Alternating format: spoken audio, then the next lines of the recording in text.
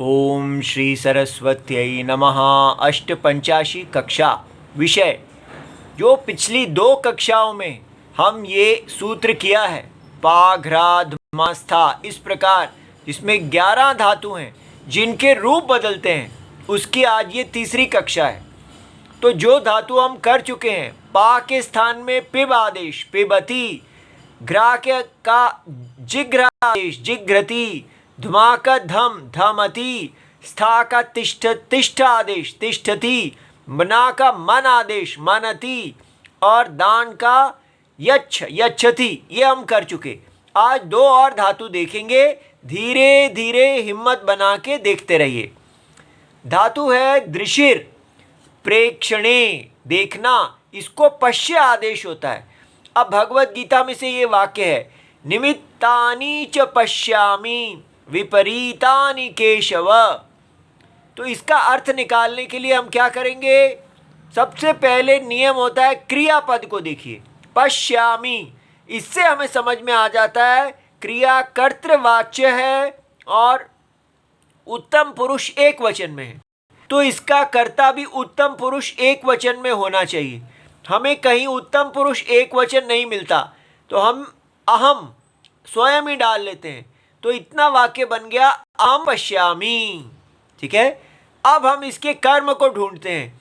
कर्म जो है वो द्वितीय विभक्ति में होना चाहिए, तो हमें मिल गया निमित्तानि, फलम फले फलानि, और इसका विशेषण विपरीतानि।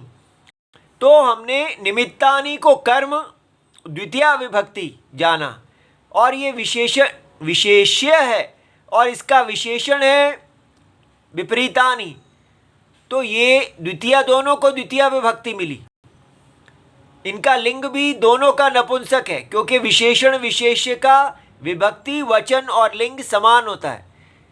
इसका प्रातिपदिकम है निमित्त, अकारा नपुंसक लिंग फलवत, इसका प्रातिपदिक है विपरीत, अकारांत नपुंसक फलवत, और ये च अव्यय जिसका अर्थ है भी, केशव संबोधन है, हे राम। ठीक है, अकारांत पुल्लिंग रामवत, तो इस प्रकार ये बनता है हे केशव।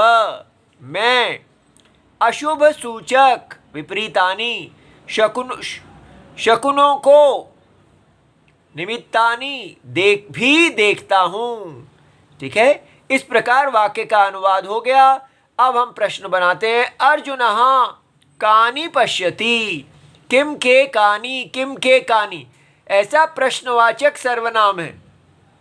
आप किम शब्द को निकाल के उसके रूप देख सकते हैं, तो इसका उत्तर हो जाता है अर्जुनः निमित्तानि पश्यति, किनको कानि, अर्जुनः कीदृशानि निमित्तानि पश्यति, अर्जुन कैसे निमित्तों को देखते हैं, तो हो जाएगा अर्जुनः विपरीतानि निमित्तानि पश्यति। आगे धातु है ऋ, गति प्रापण योहो, जाना प्राप्त करना, 2 अर्थ हैं, और इसका आदेश होता है रिच्छ, तो रिच्छति रिच्छतः रिच्छन्ति लट लकार में, तो वाक्य बना नारायणं ज्ञात्वा शांतिम रिच्छति। तो रिच्छति क्रिया को पकड़ेंगे, कर्तृवाच्य क्रिया है प्रथम पुरुष एक वचन, तो कर्ता भी प्रथम पुरुष एक वचन में होना चाहिए। तो हमको यहाँ आएगा कोई है जो प्राप्त करता है, लेकिन सरलता के लिए हमने यहाँ बुधा लगा दिया, नहीं तो इसका अर्थ है प्राप्त करता है। ठीक है, तो अगर बुधा लगा देते हैं तो ये करता है, तो बुधा रिच्छति, बुधा प्राप्त है। अब कर्म की इच्छा है कि किसको प्राप्त करता है, तो शांतिम, ये शांतिम कर्म है, एक वचन, कर्म को द्वितीय विभक्ति दिया, शांति इकारांत स्त्रीलिंग मतिवत।